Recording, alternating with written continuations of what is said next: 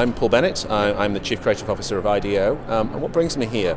I think two things bring me here. One, I was asked, which is nice, and two, because I actually think this is a really interesting moment for Iceland, generally, politically, and I'm fascinated by people creating coalitions and coming together around things, because I think collaboration is the only way out of any kind of economic situation. So the fact that everybody's kind of coming together here and sort of converging is very interesting to me.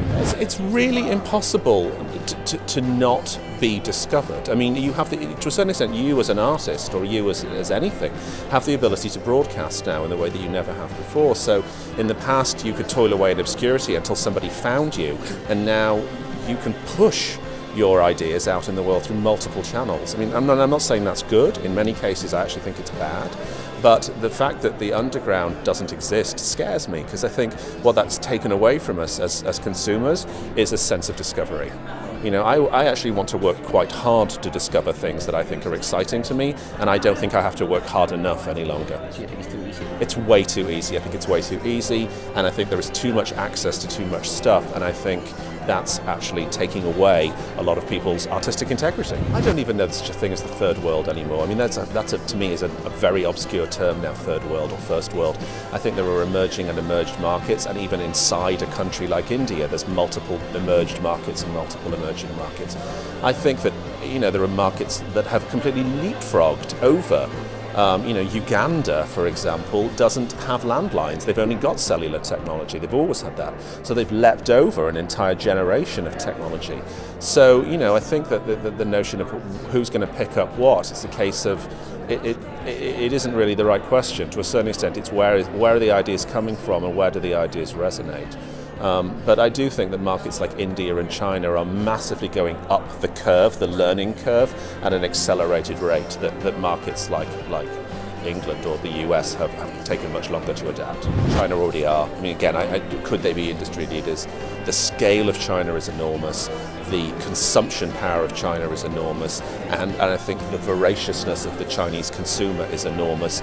Those are all really good things to create a market, and I think now it's going to be very interesting what providers go in there with what technologies, because it's an opportunity to educate, it's an opportunity to transform, it's an opportunity to change, it's not just an opportunity to sell more shit, and that's one of the things that I think is interesting. Yeah, I mean, Facebook and Twitter and YouTube and all of these things to me are fantastic marketing tools as long as you accept the rules of the game.